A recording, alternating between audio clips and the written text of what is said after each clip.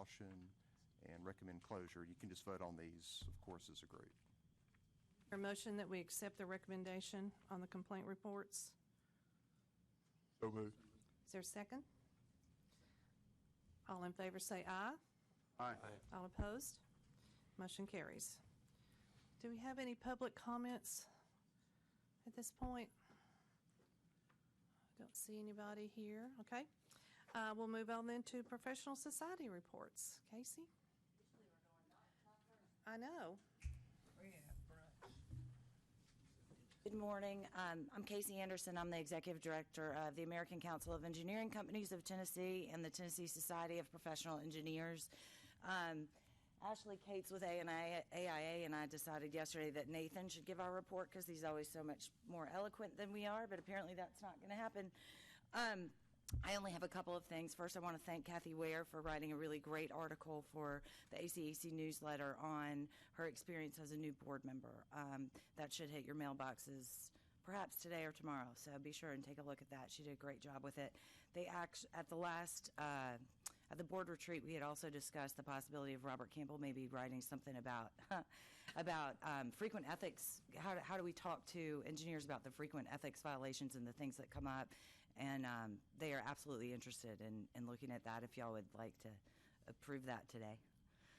I will be glad to do that, but trust me, I'm going to have an email reminding me to do that. That would be lovely. But I just want to make sure it's on the record so that you get approval to perhaps remember that y'all had that conversation. One issue that has come up, TSPE would like to request that you all talk to the folks at NCEES as they have changed and gone to the computerized FE exam. Apparently there's an issue with where you are allowed to take that exam, and it's typically just in the 4 big cities. And the students at Tennessee Tech, when they take it, that's a pretty hefty drive, and there's some concern about while the world has gotten a little bit easier on NCEES in terms of grading it and such because it's computerized, it's causing a little bit of more effort on the students' part to get there, and we just want to make sure that they are not discouraged from taking the test with that extra piece. So they wanted me to go ahead and on the record make sure y'all were aware that is an issue that there is some concern about. The only other issues I've got with a PE, we'll start a PE exam review course for TSPE in January. So if you know any young engineers who are approved to take the test in Tennessee, we would be happy to have them in that course. ACEC's got their leadership PE program kicking off in January as well. The General Assembly will reconvene January 10th. We're working on several things that you will hear more about in January. It's getting busy down there already. And I really don't have anything else for the public record at this time unless y'all have questions. Robert? Two questions or comments or something here. Number one, I think we do need to reach out to NCEES. I mean, Cookeville's an hour and a half, some days 2 hours away from Nashville, depending on traffic. And there is a pretty good amount of people that I would think would be taking the test. Plus, they've got a nursing program, which I understand Pearson View does testing on nursing programs as well. So I'm not sure why something like Cookeville wouldn't have a testing center. And that was discussed when we first went to computer-based testing, I think in 2014. We had discussions with one of the professors at Tennessee Tech about that issue. He indicated that he was interested in applying with Pearson View to set up a test center on their campus, but they never completed that process. The school could apply with them for a test center, but partly it's based on exam volume, and I don't really know what their volume is in Cookeville, but yeah, that's definitely something that we could follow up with Tennessee Tech and NCEES about to see if there's a possibility of potentially. Of course, ultimately, it's up to Pearson View. It's going to be a business decision on their part ultimately, but we could definitely try to facilitate that discussion where we could possibly get a test center there. And again, whatever help you all need or you need from us, Dean Rensis has been a big advocate for licensure, and I want to make sure that we kind of help promote that if we can, because I think they would have enough of a volume to make that worthwhile. Second thing, did somebody reach out to you this week about the fact that TSP, ACEC, along with maybe TDOT and some others, are doing the PE preparation course from UTC? No. And I don't know who told me this, but there's some, they said that he met with like a professor at UTC, or maybe that didn't know, then said that there was no preparation classes for the PE, and thought that was bizarre. If you know who it is, I'm happy to reach out and call. I'm happy to make a call. Yeah, and I don't know if it's just something, I'll try to, but I didn't know if you had gotten a phone call this week from them. We are actually, TSP and ASCE have joined forces on that class, because we used to split up one in the fall and one in the spring, and now we just do it together. And we've actually are trying to spend a bunch of time making sure that the way that when NCAAS changed the test, they PPI prepared the test, the people who sell the books to study for the test, they really have made very few changes in that end. And so we're trying to make sure that the review material follows the test a little more accurately than it perhaps has in the past. But if you figure out who that was, I'm happy to call somebody. Yeah. Because we do have it available. It is not, I'm not going to say that it is working 110% of the time, but we do have, last time I think we had six folks around the state who were video conferencing in on the class. So it is available across the state. I'll find out who told me it, but I didn't know if they'd reached out to you. That would help jog my memory. No, sure. Thank you. Thanks.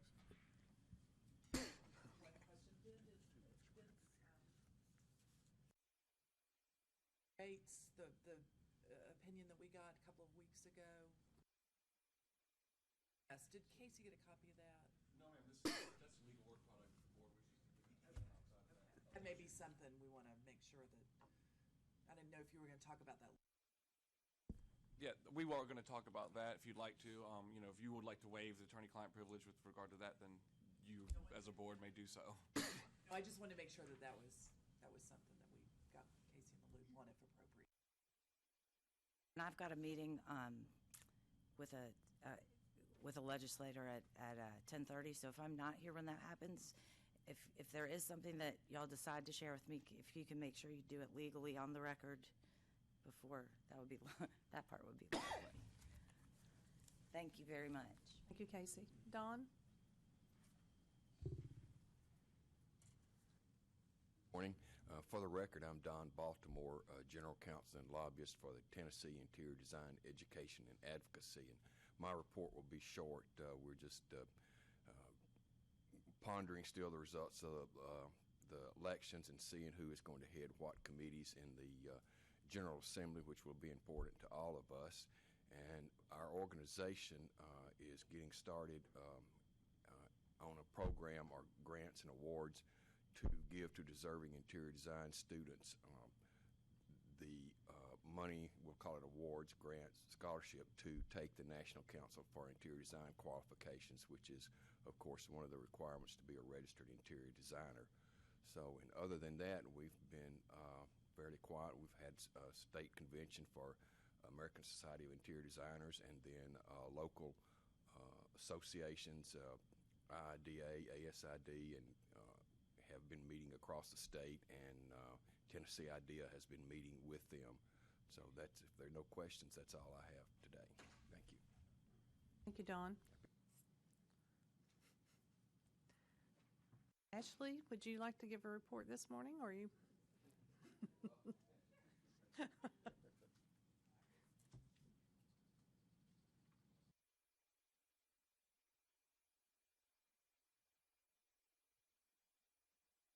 Ashley Cates. I am the Executive Vice President of AIA Tennessee.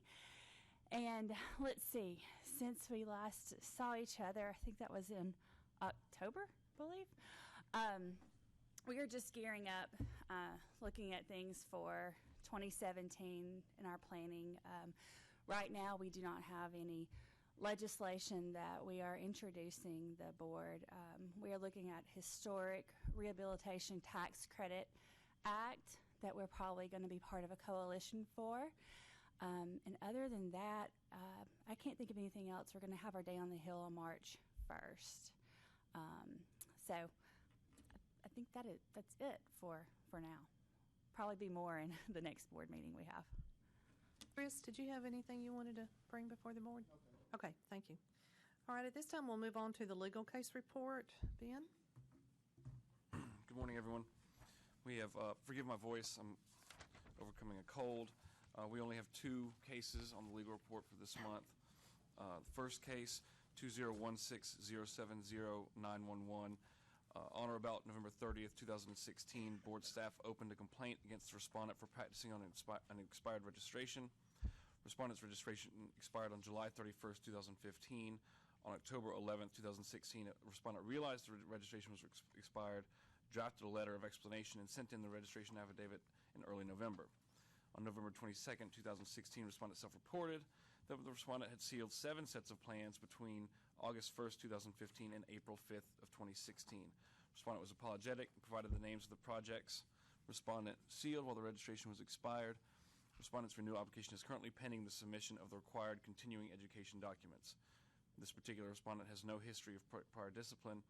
Legal's recommendation for the authorization of a formal hearing with the authority to settle via consent order with $500 civil penalty to take and pass the law and rules exam within 90 days of execution of the consent order. And I have looked back in the other practicing on an expired registration cases. This penalty is similar to what we did with those in the past. I do believe that at the last meeting we did do a smaller civil penalty, but that was because the registrants, he noticed, I think, his registration expired about 2 weeks prior. And so for the lesser amount of time, we went for a lesser civil penalty. Do we have a motion to accept our legal counsel's recommendation on this case?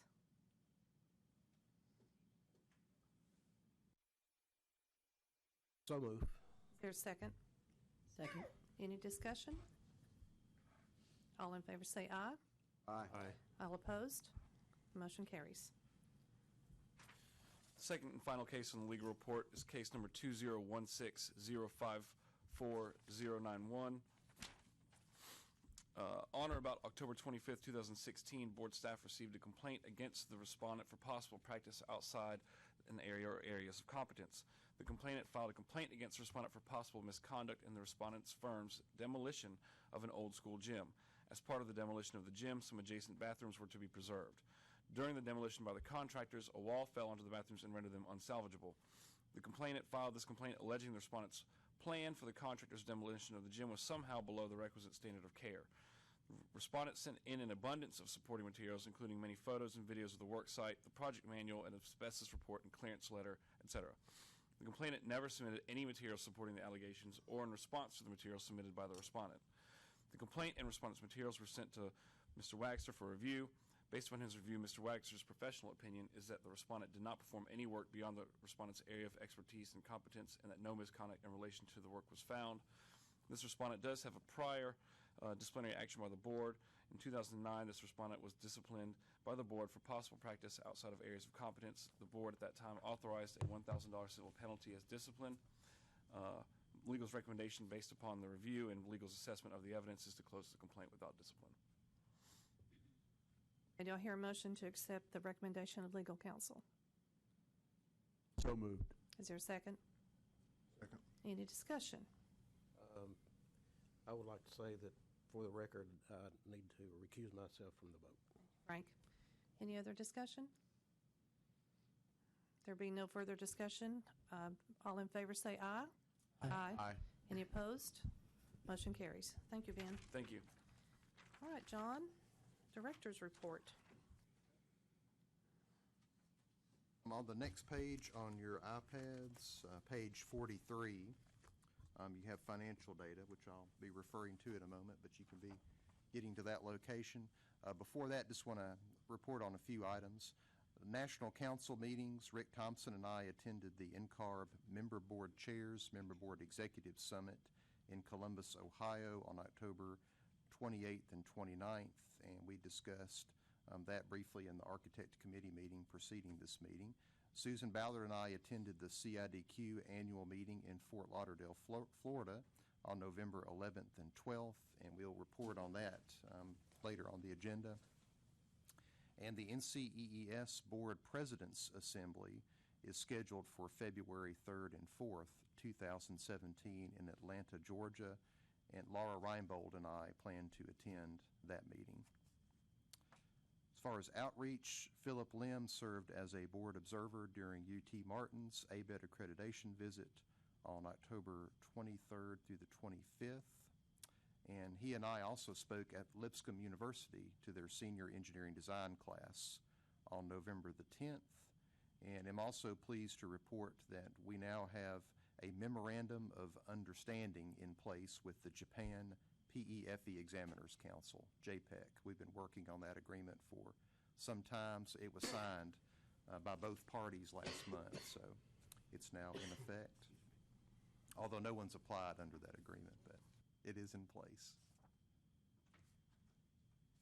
Robert? Oh, I'm sorry. I was going to wait for you to be through. John, one of the driving forces was that of that agreement was our understanding of and appreciation for the investment the Japanese have made in our state, specifically in the auto industry, but other things.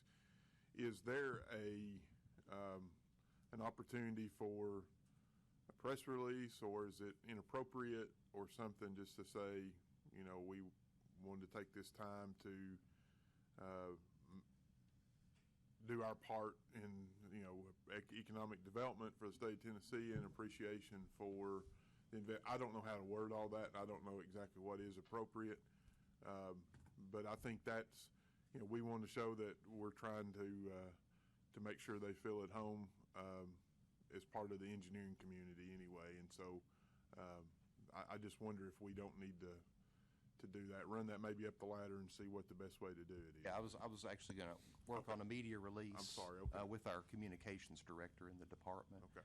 I can't guarantee that they'll release it, but I'll definitely want to follow up with them to see if we could do a media release. If it's not released through that means, we'll definitely mention it in our board newsletter, the next issue that comes out. Yeah.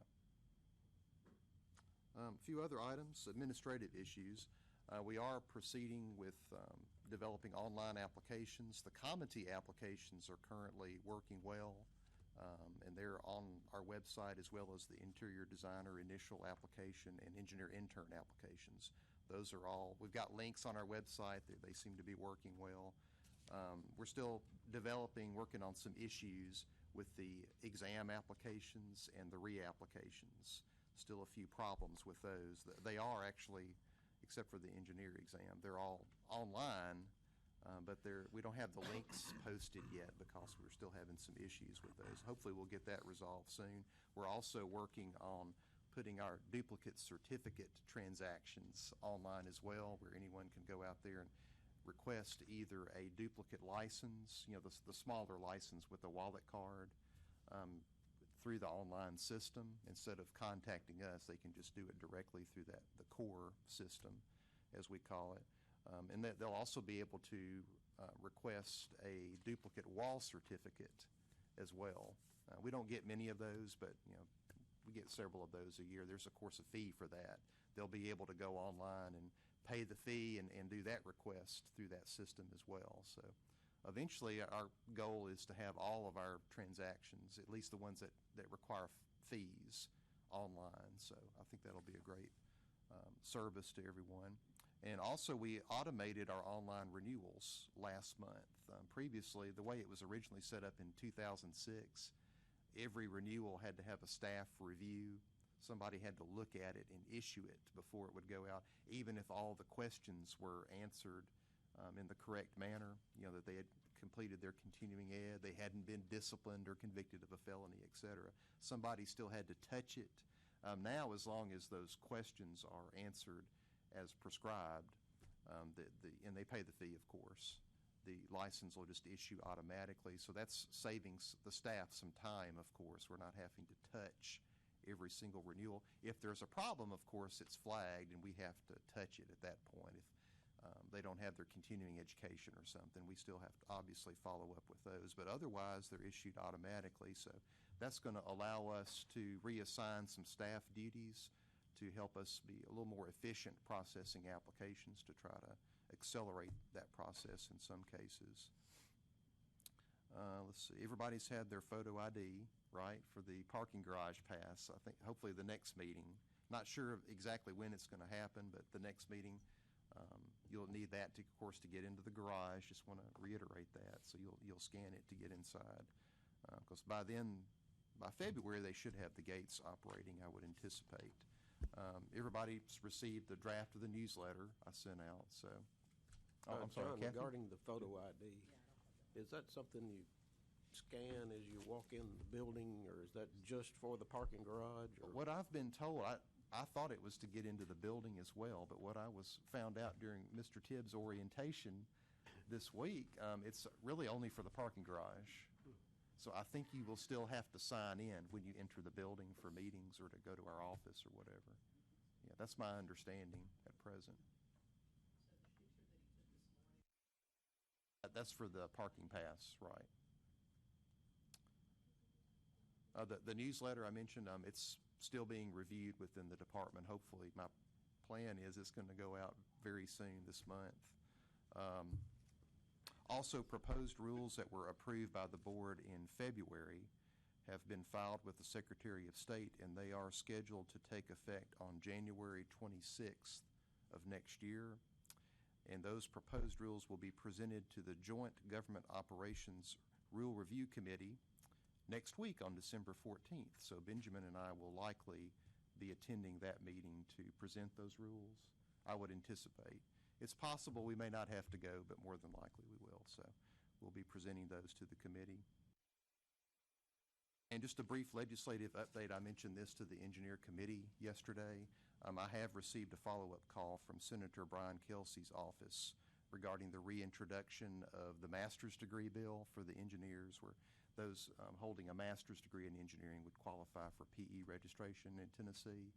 That law was in effect, I think, from 2007 to 2012, I believe, at which point it was removed from the law. So Senator Kelsey is interested, on behalf of a constituent, of course, in reinstituting that law. So that's something to be looking for potentially for next year. And I've been contacted numerous times about the reintroduction of this bill, so there's definitely a lot of interest in it. John, that was before my time. Is this for those that do not have an undergraduate degree in engineering, but rather a master's? Correct. It could be, they could have an undergraduate degree in engineering, but it may be a non-accredited degree, might be a foreign degree. Okay. When the bill was, the law, I should say, was in effect previously, a significant percentage of those that applied under that provision had a non-accredited engineering degree, and they just happened to have a master's degree as well. So in that case, they didn't have to have the standard evaluation of their undergraduate education. They were just accepted on the basis of their master's degree. But we also had a significant percentage that had related science degrees or engineering technology degrees. So those would be allowed as well under that provision. All right. Questions about what I've presented so far? All right. So page 43, financial data. On the first page, you have the final report for fiscal year 2016, and it includes the previous 3 fiscal years as well. This is our closing financial report for the past fiscal year that ended June 30th. And you'll see at the very bottom, that's probably the part you're the most interested in, our reserve balance at the end of that fiscal year was $1,651,701. So we did have an increase in our reserves of about $138,000 at the end of the day, after all of our cost back expenditures paid to the department and direct expenditures and so forth were deducted. That's what we ended up with in our reserve. John, do you foresee any more core expense with the corrections they're making? I'm just curious. I've asked about that, and we're not really sure at this point. My understanding is they are pursuing a contract with the vendor to develop some additional further develop the system, to add some additional components to it. So that there could be some additional costs, but I'm not sure at this point. I wouldn't anticipate it would be as much as what we paid previously back in fiscal year 14. Yeah. What line items does that show up under? It's under core expense at the very bottom of the page. It's done. It's on 43, Kathy. Yeah, it's kind of a separate category. It's not considered a direct expenditure. So it's just deducted at the end of the fiscal years. That's how they've done it previously. Yeah.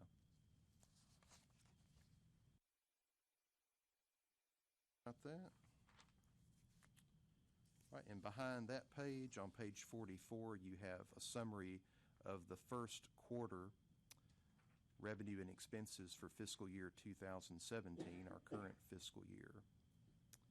And you notice for revenue, we did have a significant increase, over $77,000 increase compared to the first quarter of the previous fiscal year. But that's really not, it's just kind of an anomaly, really, because you'll remember last year we sent out early renewal notices in anticipation of the onboarding of our new licensing system. So because of that, we had increased revenue one year, decreased the next. So that's resulted in a little bit of an anomaly there. I think right now we're seeing the normalization of our revenue following the implementation of our new system. So it's an increase from the previous fiscal year, but it's not really, it's really a return to normal. It's a good way to put it. It's not really an increase.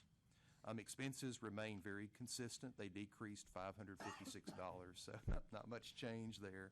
So our year-to-date reserve balance is $210,045.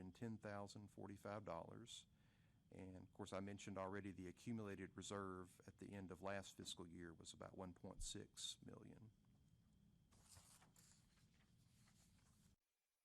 And behind that summary, you have the more detailed information about our expenditures and about the revenue and the colorful pie charts.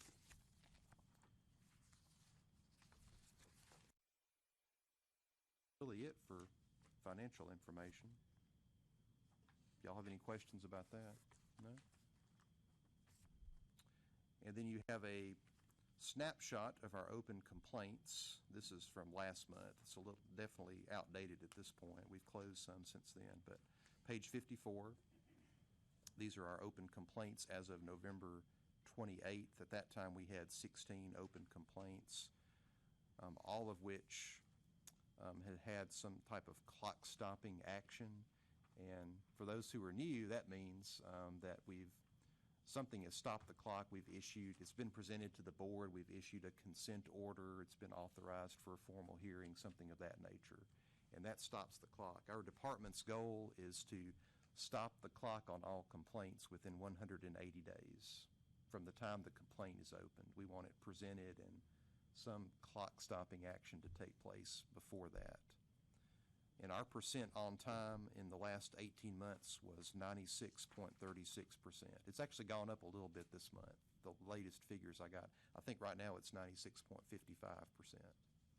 So we're moving up. We're trending up. So, and that's certainly within the department's goals. And on page 55, you have the number of registrants and firms, which has remained largely pretty steady. If you look at the totals, a little bit of a drop from February, but we have normal fluctuation each year. Often around the time of the privilege tax, when that's due, we see a little drop, a blip in our numbers. And that is it for my report, unless you have any questions. Anybody have anything for John?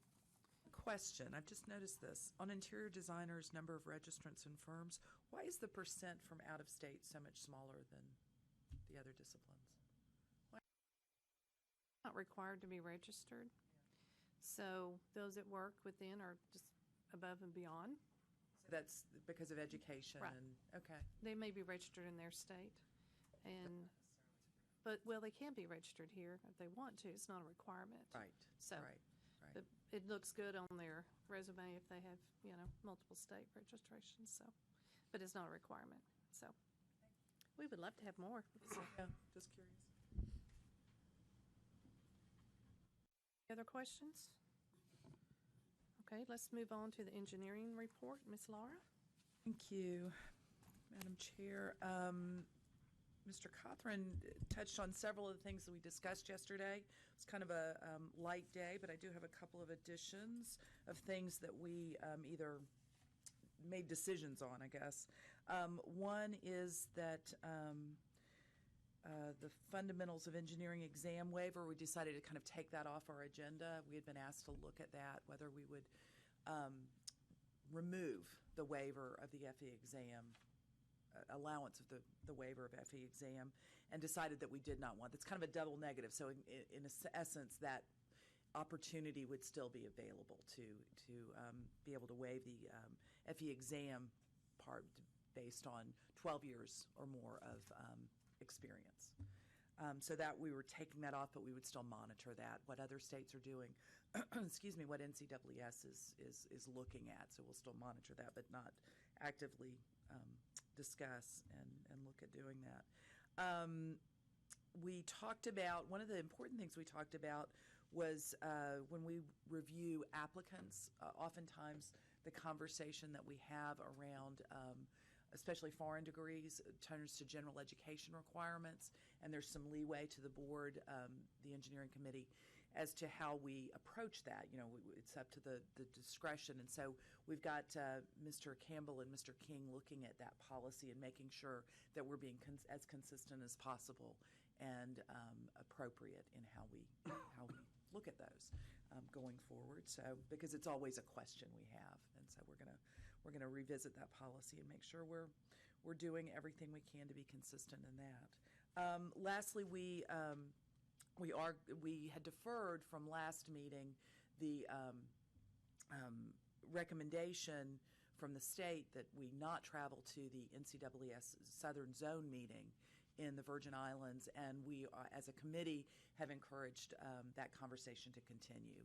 The meeting will be in August, so we've got some time to really talk about the importance of the interaction between our engineers on the board and the Southern Zone and NCAAS, the importance of that interaction, and our representation as a voting member of that board. So. And NCAAS is paying for it. This is Yes, and it's free. So that very good point. There's no hit to the state for this, and we really feel that representation is important. This is a dynamic interaction and a group that we I think yesterday we probably referred to and relied on the information from NCAAS probably a dozen or more times, and always do.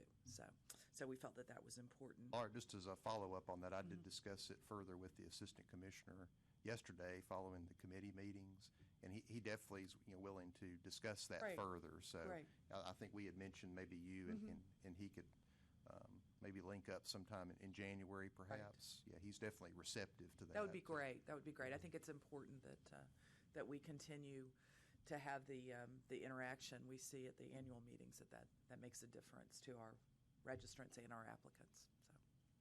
So I think that's it. Unless anybody else from the committee has anything that I glossed over. Mr. No, you didn't. This is also information. We're going to be looking a little bit at digital signatures, hopefully in February. It may not be on the board's agenda, but there's some issues with some of the digital signatures, especially for very large sets of plans that some of our state agencies are also incurring. So we want to try as a board to find some way to make that a little bit better. So we're going to hopefully meet with them in February, and we may or may not have something to bring to the board from that standpoint. We'll just have to see. But Casey, that's also something that we may reach out to ACEC and TSP and see maybe how some other states are doing different things. But John is going to look specifically at Florida. I think we talked about that and see what their rules are, because they've got a way that may be a little bit more efficient. Sorry about that, but everything else was awesome. Thank you. Thank you all very much. I'll be presenting the Grants Committee report. We met yesterday, and Brian also came and spoke with us. And do you want to go over that, John, or do you want me to talk about it? Well, I can mention it Okay. if you'd like. And by Brian, she's referring to Brian McCormack, the Assistant Commissioner for Regulatory Boards. He did come and discuss the request the board made to increase the grants appropriation. You'll recall, I think earlier this year, you had requested that appropriation be increased from $350,000, where it stands currently, to $500,000. He was not, at present, comfortable increasing it to that amount. And yesterday, he encouraged the board, the committee, to consider either reducing or eliminating fees before moving forward with any request to increase the grants appropriation. Specifically, he referenced the application fees for exam applicants as well as engineer interns, that those might be good fees to target either for reduction or even elimination, because it would have very little impact on our revenue, eliminating those fees. So that would be one thing to consider. And he feels that it would be easier to justify increasing the grants appropriation if we made an effort first to reduce our fees. Since we do have such a large surplus, obviously, he felt that would be a good gesture. The administration, I've mentioned numerous times before, is really in favor of boards reducing fees when possible. So I think that was what he was urging yesterday. He also mentioned the comity application fee. That was another fee that they looked at for potentially reducing, but I know from the Grants Committee discussion, they were not really in favor of reducing that particular fee, especially since it's actually lower than a lot of other states. You know, we do routinely compare our fees with those in other states. I think we looked at that in October, actually, and our fees really are comparable to most other states in our region. So, but definitely the exam fees and the intern fees would be a possibility. Thank you. Now, the Grants Committee is not in charge of establishing those fees, so we did want to discuss it with the board. Currently, it's $30 per applicant and for architects and engineers and landscape architects. So if that's a consideration, then we need to bring that up at our next board meeting to discuss it. So the comedy fee, we obviously didn't feel like we needed to reduce it. It's only $55 now. And then the, let's see, the intern application fee is only $15, and it's down because that's a change of the system. So that was Brian's way of trying to compromise. So anyway, we're not going to discuss raising the grants $150,000 at this time. We're just going to leave it alone, play nice for the moment, because we do have other things we wanted to go over. And that was the 2 applications for the special grants. And after reviewing the 2 applications, we felt one met the spirit of the special grants program and one did not. So we are awarding a $20,000 grant to application number 1, which if you all would like to see the application, then John will pass it out there. So therefore, based on not spending all the money, we have the grant proposal distribution, which will equal $331,700 this year, and the remaining funds will go back into our general fund. And so, I've got this, yep. So, What was the total available? 40. 40, so we're spending half of that. We're spending half. Okay, Yep. thank you. If y'all have questions, we'll be glad to take those at this time. Do you have right at the bottom? The very bottom. So who is the recipient? Can we say that now, John? I believe it was the committee's recommendation that the board accept that as the recipient, and so right now they're not the recipient until the board makes a motion. Okay. You Well, haven't we have to voted vote on it yet. first. Thank you, Ben. Okay, so being that it's coming from the committee, we do not have to have a motion, but we would like to recommend that we accept the first application as they met our criteria, and so I'd like to hear a vote at this time. We don't have to do a second. So all in favor say aye. Aye. Any opposed? All right. What are we Now voting on? Now we can say who it is? Oh, now we, oh, okay. Yeah.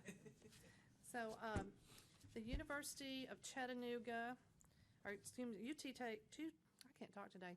University of Tennessee at Chattanooga and the University of Tennessee Architecture Program and Chattanooga's engineering program all came up with a program to help low-income families have more handicap accessibilities to their homes. And they came up with a program to set up a location for people to come and submit an application to get work done on their homes. They'll be doing the architectural and engineering drawings. They have transportation built into their program and lease of a space. And so we felt that was really the spirit of our grant program, and so we're going to award them $20,000. So the other program initially just wanted to buy a piece of equipment, and we felt like that was not the direction that we wanted to go with this. That was in our main application. So any other questions or comments from the grant committee?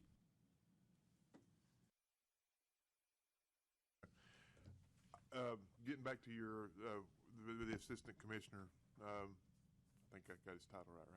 Okay.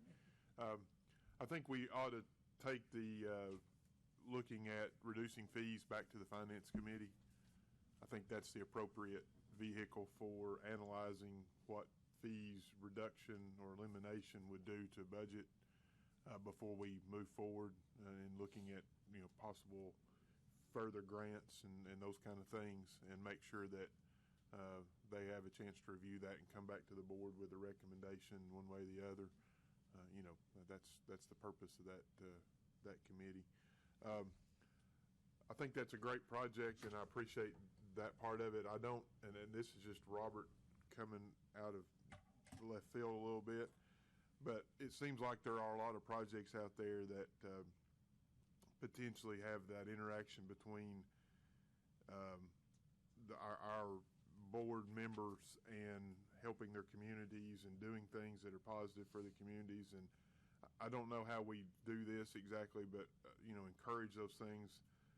For instance, in Gatlinburg, in Chattanooga, and places that have had disaster type things that have happened, and how we maybe help fund some of those things. And I don't know what that means yet, but I think listening to that's a great opportunity to kind of spread that model out maybe, and we can help maybe fund part of that going forward. So anyway, just a thought as we continue this discussion and see how our grants program works. And in response to the Finance Committee, the reduction of fees for the test applications for engineers and architects, right now the average revenue over the last 4 years is $10,530. If we reduce that in half, that might make them better, but that's not a huge impact at all. The $15 fee has been on the decline because of the change anyway, but none of us felt like we needed to reduce comedy fees. So, if anything, because we're average. But anyway, yes, I agree. If that's with you. appropriate to make that a motion that we take that back to the Finance Committee to be reviewed, I would like to make that motion that we look at our fee structure and see about reducing it with the Finance Committee to bring a form.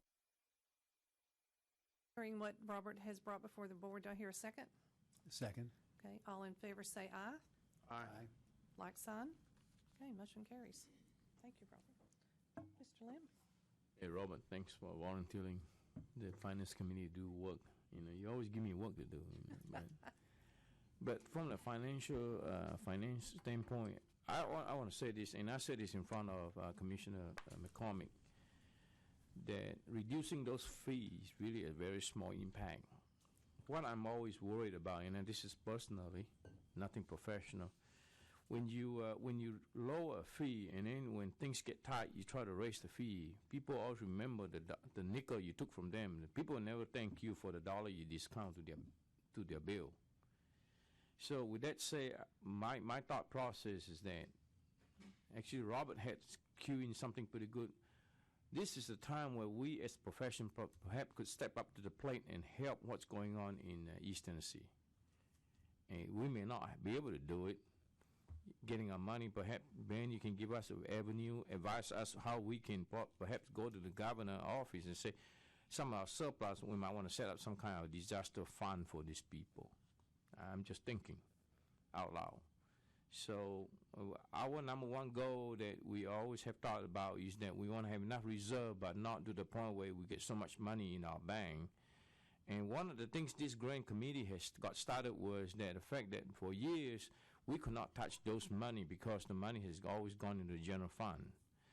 But we also got to remember the fact that where we are today is because we were very persistent about getting those money. But I told the grant committee, and I said, perhaps it's time for us to use up every dollar that we ask, because Mr. McCormick pointed out to us, he said, hey, you all asked for $250,000, you all don't quite use all the money. So it'd be hard for me to know that you have money in your pocket, and yet starting to ask for more. So I think for the next 2 years, in my conversation with the grant committee yesterday was, let's spend the money, spend it, and then build a history. As for right now, I'm not in favor of even looking at reducing any of those fees, because I believe that if you want to be registered here, you need to have some skin in the game. And what is reducing from $10,093 down to $5,000? It's nothing. It's peanut to us. Why do things to hurt us in the long run, I think. Thank you. Thank you, Philip.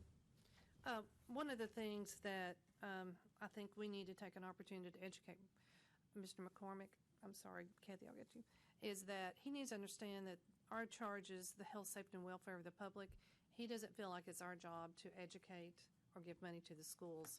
So we need to do, and I take responsibility for this, a better job in helping him understand that by getting the students engaged as being a professional and being on the registration list, that they're charged with health, safety, and welfare, which is what our board is about. And so we need to educate him there's a bigger picture here.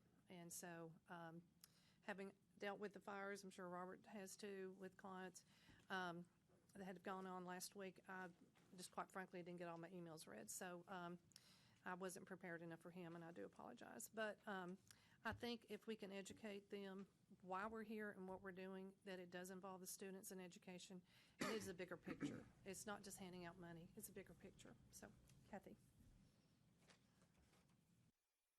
Well, I kind of agree with what Philip said. Let me just say that with regard to reducing fees, I don't think we need to reduce fees necessarily, because it's not a tremendous amount of money, and people do need to have skin in the game. And absolutely what he said relative to you give them a discount today, and 10 years from now you need to raise the registration fees, and they're going to scream like crazy. They'll never remember. So, but I wanted to share with you just the fact that I did not know this, and y'all may know this, and I'm new to all this game, but I had a young student who is graduating in the spring from the UT Civil Engineering Department tell me that she took the fundamentals exam this fall, and she was very nervous because she doesn't have a lot of money, and she had to pay for the registration fee, and she was very, very hopeful she would pass so she would get that money back. And she did, and she was thrilled.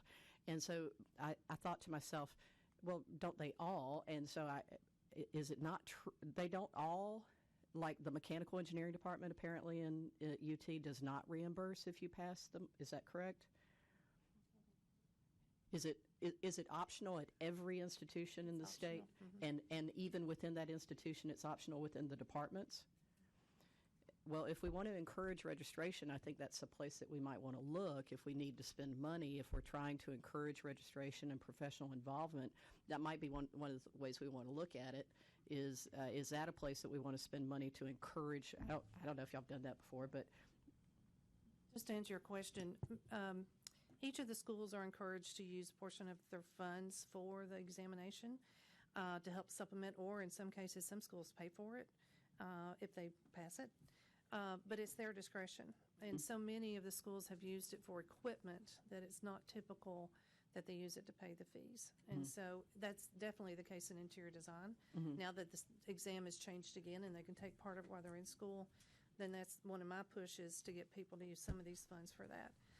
So anyway, I think your point's very valid. Well, I appreciate you giving me some background on that. I just think it's horrible what happened in East Tennessee, and I think anything that people want to do to help those folks is fantastic, but that's not really the business of the board. I mean, the business of the board is registration and protecting the citizenry. health, welfare, et cetera. I think we ought to look at things that are uniquely part of the board's responsibility to encourage and protect the registration and what it means to be a licensed professional in the state. So I just throw that out there. I didn't realize that it was optional even within the various universities and the colleges. And I would strongly suggest that we think about encouraging that. If we're looking for a place to put money into the population base that encourages registration, young college students, it's a big deal to them. It's a very big deal to them. When we have our retreat with the deans, that's why it's so important for us to get to know them and to help them to understand the purpose of why we're giving them this money and where we appreciate the most, where they put it. And it's relationship building. And so, part of it is they may have a charge within their own departments. They can't do that, or that they can. So it's probably bigger politics than where we are. I'm sure it probably is. I totally agree. To me, buying a piece of equipment for that's just an area that if we're looking to spend money, I think we need to be very, very careful about spending money, where it goes and whether or not it supports the mission that we're charged with versus what sounds like just a generally good idea. And I'll shut up now. Thank you. 2 years ago was the first time we asked them to bring us examples of the students' work and what they were doing. And so this meeting, we got even more participation and a wonderful little automatic car, not a car, but some kind of thing that they've done. So anyway, go ahead, Rick. I'm sorry. Just quickly, in regard to what Philip commented on, reducing it by $1 and charging a nickel back is, that you're right. It's a negative thing to the participant, but maybe we could think about some type of freeze, a 5-year freeze or something, and that goes a long way as well. But I don't want to discuss it all today, but it just came to my mind, so it's an option. You're talking about in reference to the exam fees? Yes. Okay. Yeah, maybe there's a statement that, hey, this is going to be, you're good for 5 years. We're not even. It's like when politicians run for office, and there's not ever going to be a tax increase, which we know that's not always the case. So. Okay. Is there any other discussion on the grants committee? Okay. Madam Chair, to Kathy's point, perhaps the grant committee need to look at the way we allocate the money to the engineering profession. It all started when we, first of all, we look at enrollment, and at one point in time, we look at the number of people who took the FE. So perhaps we should give them better scoring if we have more people take the, let's say our population, 80% of your population take FE. If you're mandatory like UT Martin, they should get a little bit more money, because then we specifically say that those money needs to go and subsidize the FE. I'm just thinking through all the formula we've been using the last few years. So perhaps this is one area I think the grant committee need to take a closer look at it, how we do the allocation. And I couldn't disagree with the fact that when you buy a piece of equipment, it probably might be a one-time deal, but then a long term, you encourage the habits of, hey, we got a piece of equipment there, let's just go ahead and get some grant money to do that. Then we miss the whole point of our profession. So it's a good point there, good suggestion there. And also, certainly, since the Finance Committee is going to get involved in the money issue, I think, Rick, your suggestion about freezing the fees is a good idea. I think I'll take that back to the Finance Committee. Thank you.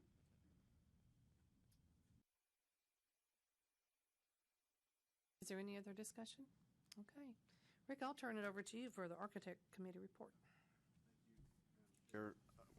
We met this morning at right around 8:30. We didn't have a whole lot of business to discuss, but one of the things is we were welcoming Brian and kind of giving him the quick nickel tour, which he's going to need more than that, obviously. Kathy will bring you up to speed on a lot of it. But we just basically had some paperwork, some applications for review. John made a report on our last NCARB trip, and I don't think we need to rehash that, did we, John? Okay.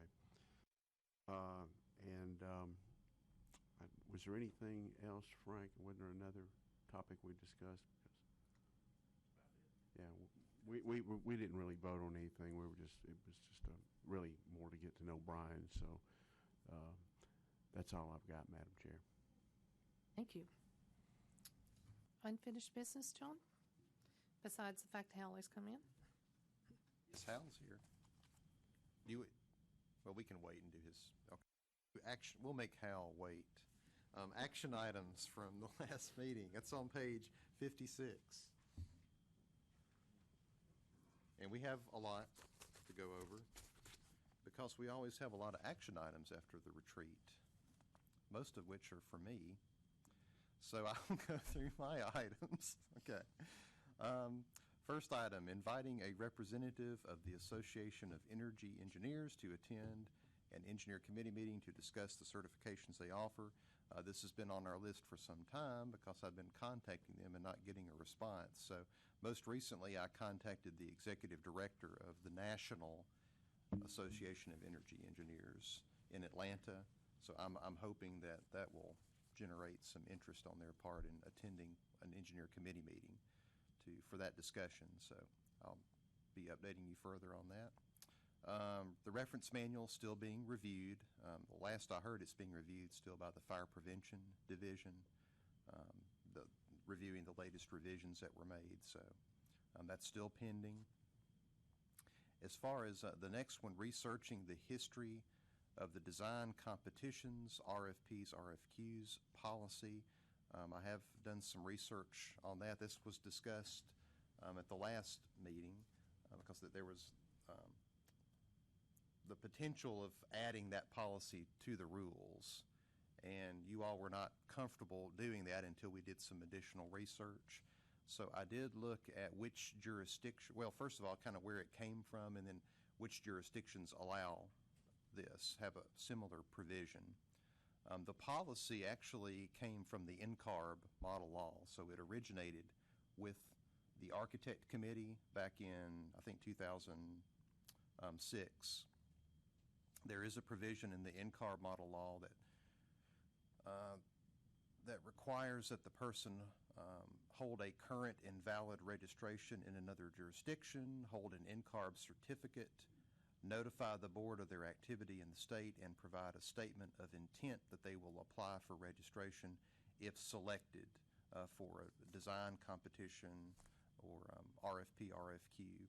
And the stated purpose, they have commentary in their model law, so the stated purpose for this provision is to address the inevitable delay between the time an architect is first invited to be interviewed or is first notified of a design competition and the time that the state registration is issued. So that's the reason that exists in the NCARB model. As I mentioned, the policy did originate with the Architect Committee. Originally, when it was first adopted in 2006, it applied only to design competitions. It was really aimed solely at architects. And then it was expanded in 2009 to include RFPs and RFQs, and it was revised based on some correspondence that the board received asking if an individual must be registered prior to responding to a RFP or RFQ. And in answering that question, the board at that time felt that RFPs and RFQs meet comparable criteria as stated in the design competitions policy. So at that point, they expanded the policy to include RFPs and RFQs. So that's where it came from. It really originated with NCARB. I think the board's desire to try to be consistent with the model law that they have established. But not all states have followed suit with that. According to the Registration Requirements Survey on the NCARB website, 22 jurisdictions have a similar provision. 32 do not allow it. So we're actually in the minority in allowing that in Tennessee. 32 do not have a similar provision. So only 22 have adopted that. In our region, Arkansas, Georgia, Mississippi, South Carolina, Texas, and Virginia all have a similar provision. And I did not find any similar provisions in the NCAAS or CLARB model laws. So I think it's really an issue that's more particular to architects, apparently. So I don't think any engineering or landscape architecture boards that I'm aware of have a provision like this. John, you're saying that 22 states have a provision similar to NCARB that allows you to just declare intent but not have to register to respond to RFPs and RFQs? Right, or design competition, right. And where does the state of Tennessee stand on that right now? Well, based on the policy, we would allow it. I mean, we've had very few applicants apply under this provision, this policy, but it is a policy, it's not a rule, so it's not really enforceable, as I'm sure Ben would point out. But it is an existing policy, and we have had applicants refer to this policy in submitting their application. Certainly think, just based, I'm not speaking as a board, but I think it is a normal practice for firms outside the state to respond to RFPs and RFQs, not be registered in Tennessee. I don't think that's uncommon. There's another issue related to this on the FAQs. It's under legal counsel. Provide a legal opinion on the meaning of offer to practice. And you had requested that in discussing this policy, so it may be a good segue to go to that right now. I'd be happy to hop in. We don't have a formal legal opinion with regard to this, and I'll be quite frank with you. In part, that's because this board has not adopted a definition of what it means to practice any of the professions that we regulate. Absent a statutory or rule-based definition, we would then have to defer to commonplace definitions or perhaps even the national societies, and thus removing the board's the board actually is not exercising its power to define it for what you all believe it to be. And then with regard to just offer to practice, obviously we'd have to look at what an offer is, and I just went and looked at a couple just general some contract law stuff, and an offer, generally speaking, is a promise in exchange for performance by another party. And so if we can find someone has given a promise in exchange for performance to practice one of the professions as those are defined by perhaps the national societies, then that would be considered an offer to practice. Is that, I'm sorry, Madam Chair. Does that offer trigger at proposal or contract typically? No, in that it's, definition? It's at the expression stage. And so when someone, even without, okay. When someone from out of state, as Mr. Bursai indicated, offers to me to do some engineering for me, whether that's one company or 10 companies, as a bona fide intent to enter into a contract with me and to perform those services, I would assume, absent any sort of other facts and circumstances which would indicate that it is not a bona fide intent. But if there is a bona fide intent that someone wishes to offer to perform these services for me, and those services fall under a general or state or national society definition of what that particular profession is, then that would be considered offer to practice. Sorry, I'm being a little dense this morning. It's probably the cold, but read that to me, the first part, what the definition of offer was. Well, there's numerous ones. No, I know. So, yeah. I'll read you another one because it's a little bit more meat on it. An expression of willingness to contract on certain terms made with the intention that it shall become binding as soon as it is accepted by the person to whom it is addressed. And so I would presume, forgive me because I'm not in any of these professions, that no one's just willy-nilly sending out offers just for the fun of it. They actually want that business. And they want this person they're sending the offer to accept that.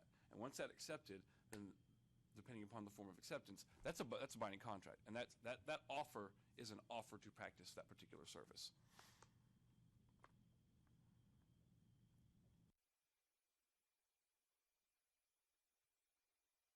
I think I was the one who asked you specifically about that.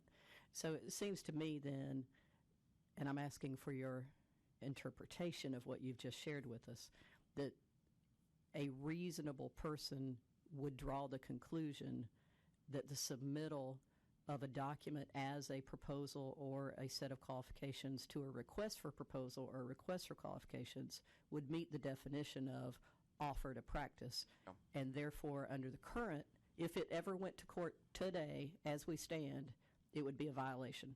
Is that? Absent abiding by our policy, which is arguably enforceable. I understand. Or not. Right. Yes, that would be considered to be a violation.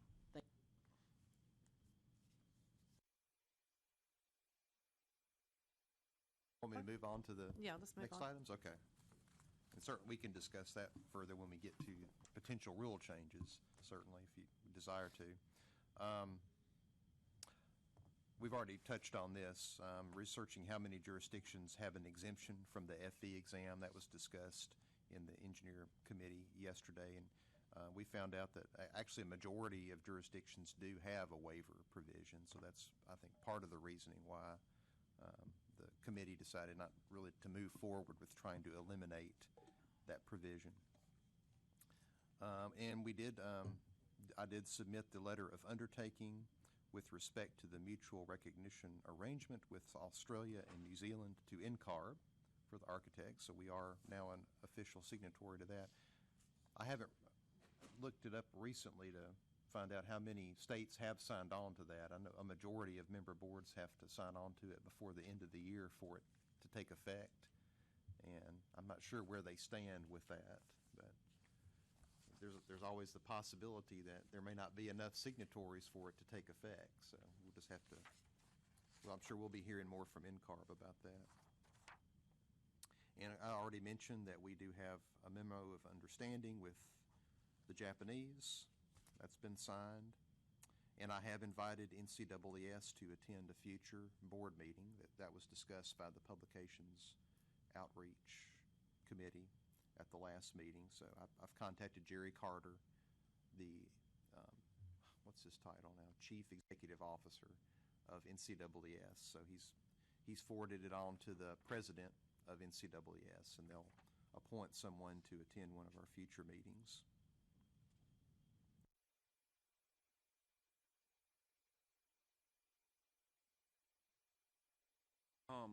So the first thing is what we mentioned earlier, this legal memorandum that was emailed to all of you, I believe last week, with regard to the submission of historical data and or hourly rates in response to an RFQ. I mean, I'm not going to necessarily, I assume everybody read it. I'm not going to read it. Does anybody have any questions with regard to this, first of all? Robert?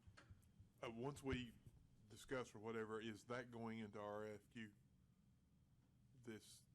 Into the FAQs? FAQs, I'm sorry. This FAQs. right now, this is just a legal memorandum that that was sent to you all individually. I do not have I cannot waive this. I have an ethical obligation to maintain the confidentiality of it. If the board votes to approve to waive that confidentiality and disseminate it as it sees fit, then we can see about getting it added to the FAQ and or sent to well, she's not here anymore, to Casey. Yeah, I mean, I think obviously that's great information, but I think it doesn't help if it's not disseminated to the public that it's our opinion. I mean, I suppose you want us to vote and say that's okay or not. I mean, I cannot. I will lose my law license if I send this out without your authorization. I understand, but I mean, Yeah. I think that's the ultimate. I mean, as a board, isn't that ultimately what we want to have that information disseminated? Do we need to make a motion to do that? Do we need? Okay, we can discuss this. I'll wait. I want to see what the path forward was. Sorry about that. Are there any more questions for Ben on this? And then we'll call for a motion. Okay. Do I hear a motion that we release the information that Ben has presented in regards to this document? I'll make a motion that we add this information to our FAQs and obviously an abbreviated format. That is part of the FAQ, but answers the question. But good research on that, and I think that's the answer we anticipated having. But that's good. Is there a second? Second. Is there any other further discussion? Philip? Madam Chair, just a quick clarification. This FAQ, we need to. How do we communicate the messages to our registrant? This FAQ is mainly just as a guideline for you to help you. It's not really gospel, Some FAQ is whatever opinion is rendered. Then, I guess my question is, can somebody challenge our FAQ?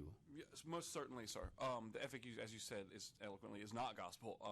These questions are very general questions. You insert a couple different facts and circumstances, and the analysis and answer can and likely will change. So I believe, that was some of the apprehension with regard to publishing the FAQs to begin with, is that we can neither utilize this as a shield or a sword.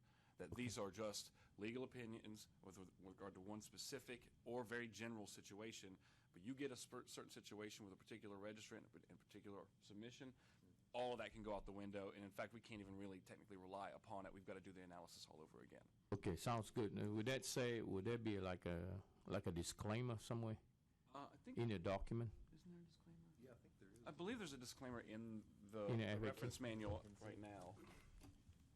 Well, just on the FAQs. Well, right now, at the bottom of the FAQs, we have a statement that the above responses reflect the board's interpretation as necessary to enforce the rule. Should not be viewed as comprehensive. Registrants are urged to contact the board office for questions that are not addressed in this document. So we do have that disclaimer on there, which we could certainly enhance that. Thank you. Okay, thank you. Ricky? Before voting on the motion, should we not just have some kind of a brief summary of what Ben's review was? Just so the people voting, I know we all read it and memorized everything, but sometimes people read things and there's two different views about what they just read. I mean, I can make a stat, if that's okay, I can. Yeah, I'm happy to do a quick synopsis if everybody can hear me and understand me. You are on the go. So Okay, so the board asked May, I want to say, let's say May, April, for an opinion with regard to some questions about QBS submissions, and the two questions were whether or not a registrant can submit historical data in response to an RFQ. And then the second question was whether or not the registrant can submit hourly rates. Both of these questions relied upon legal counsel interpreting Rule 0120-02-.02, paragraph 6, which in essence states that the registrant may not submit any information as part of a proposal for a public project to the state or any of its political subdivisions that would enable the governmental entity to evaluate the proposal on any basis other than the competence and qualifications of the registrant to provide the services required. That's the crux of the whole of that paragraph. So with regard to historical data, I had to define as to what historical data is, because it's a very general term.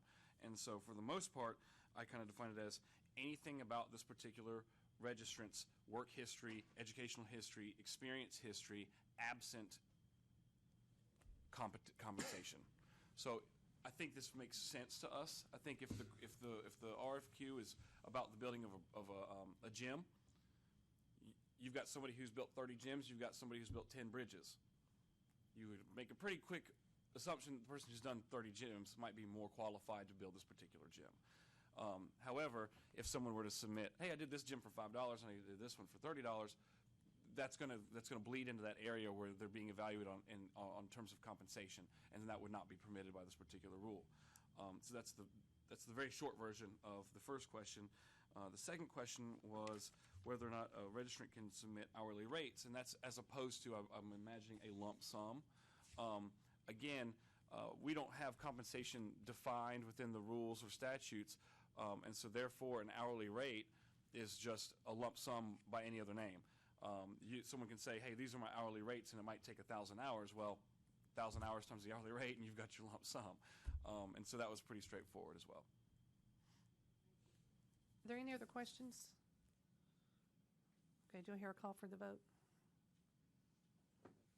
And I think we ought to, I mean, if there's no more questions. We've had a motion, we've had a second. All in favor say aye. Aye. Any opposed? Okay, we can insert those into the RFQ, or frequently asked questions, so. FAQ.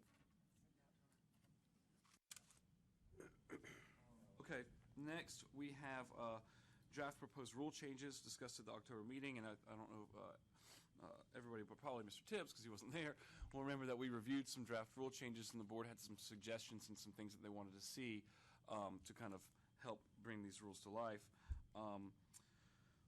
One of them is... We're on page 57, correct? I don't know. I don't have an iPad. That's right, so. page 57. Okay. Yeah. The first change would be to Rule 0120-01-04 with regard to comedy applications. The board wanted to see, we actually were initially going to put this as paragraphs 4 and 5 of that rule. After John and I discussed, we were deciding instead to amend paragraph 2. And in addition to that, the board wanted to see that an applicant may request an extension of time for good cause. And so the second sentence of 2A was added. It says, upon written request by the applicant, an extension of time may be granted for good cause as determined by the board. And so that gives the board broad discretionary authority to approve or disapprove any extension of time that the applicant is requesting. I don't believe we changed anything to Rule 0120-01.09. With third rule, 0120-01.10, the board did not like allowing a registrant from out of the country to work on a United States project absent being in the United States for that particular year. And so we removed that potential rule change. And then I think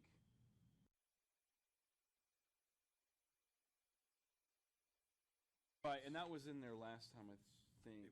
It wasn't, yeah, the change that you're seeing, I don't know if it's in blue or it's underlined at the very least, was there last time, but this is just that this paragraph has that other sentence removed that the board did not like. We did not make any changes since October to 120-01-.11. Now, the next two rules, 0.15 and 0.16, with regard to examinations for architects and examinations for landscape architects, we did retool these from when you had seen them in October. And I'll point out the change is that I was looking at the rules and was looking at the engineering rule, and we said, John and I discussed, we said it might be prudent to have these two rules mirror that engineering rule in terms of its language. And that way we've got uniform language across all three professions with regard to this. Now, obviously, different entities are going to be administering the exams. And so what we did is you can see that these rules are identical with the exception of one says NCARB, the other one says CLARB, one says architect, the other says landscape architect. And these incorporate the sentence that was from the engineers, the use of materials, reference books, notes, calculators, and equipment in such examinations shall be in accordance with instructions from NCARB or the CLARB.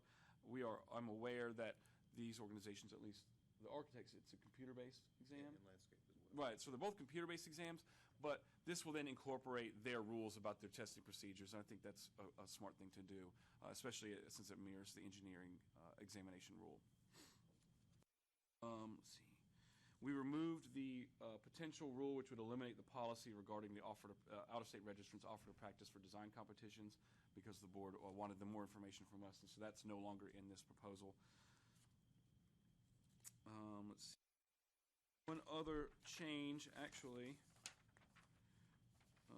we incorporated this extension of time for applications as a registered interior designer that we put on the first page into Rule 0120-04.03. So again, it's very straightforward and very broad discretionary powers. Upon written request by the applicant, an extension of time may be granted for good cause as determined by the board.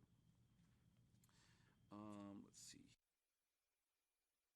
Also added we moved the rule about confidentiality of references with regard to interior designers to the interior designer section. So we actually have two rules now about the confidentiality. It just seemed more appropriate to keep those in there. Last, the board wanted to explore an alternative continuing education platform for engineers and landscape architects. And so if you look at Rule 0120-05-.15, the last one on your page, you have not seen this before. And we're not voting on these rules today. We're just getting some feedback from the board. I believe we're going to seek a rulemaking hearing for February's meeting.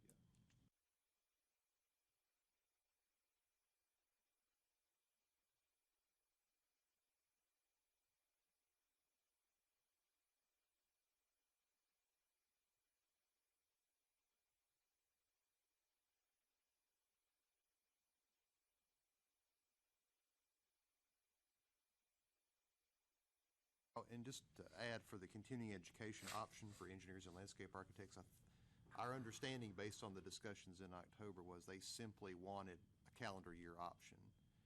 They didn't want to change the HSW requirements that only a majority of the hours have to be health, safety, welfare related. Still wanted to allow carryover, so this proposed language allows that to continue. The only change is they can just report them on a calendar year basis. I actually attempted drafting a HSW definition that could apply to all professions, but we weren't sure if you wanted to go down that road or not. That may be a bit ambitious. Try to define it for all professions. But we do have that definition in the alternative rule for architects and interior designers. And that definition is taken from NCAR. Mm-hmm. The concern that John and I had was that adding additional subject matter to this particular definition, which is applicable just to the architects, is going to open up perhaps areas to all professions that we wouldn't. Some things that an interior designer wouldn't necessarily need to do, and vice versa. Does that make sense? So we might have to have 4 separate definitions of it, which is arduous. You may not want an interior designer taking a course on plant materials or something. That might be kind of odd, you know. Or seismic measuring, yeah. Yeah, it so could be. anyway.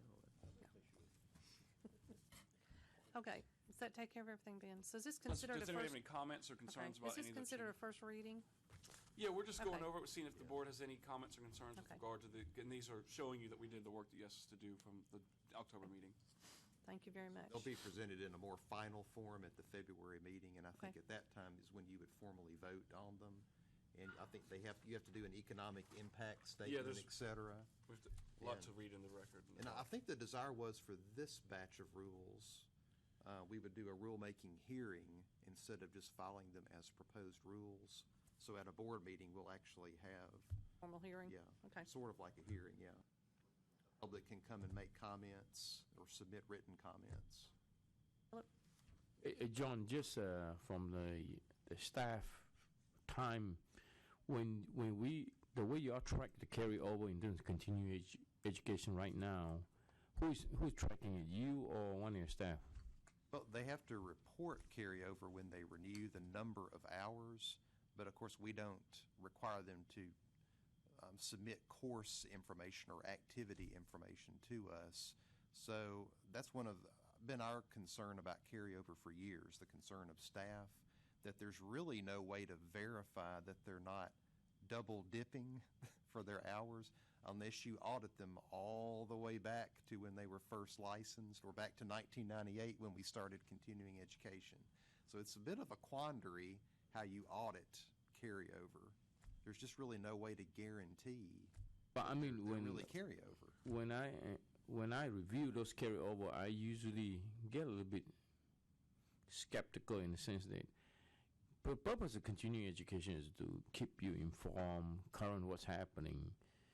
And yes, while we know we talk on both sides of our mouth, sometimes we say, yeah, it's good to be lenient to them, to let continuing education carry on. But I think it's going to become an administrative nightmare if you really want to do a good job going back to track it. Because I'll be quite honest, every time when I review those continuing education, somebody said that I got 12 hours carryover or 8 hours carryover, I just say, okay. And I'm assuming that staff is doing the due diligence to go back and check it. So, thank you.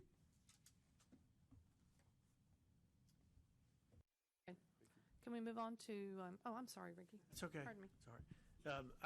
I agree with Philip, just on, in the future, looking at getting rid of carryover. I'm not saying work it into what you've done now at all. I'm just saying for the future, just so we have brought the idea up in front of the board.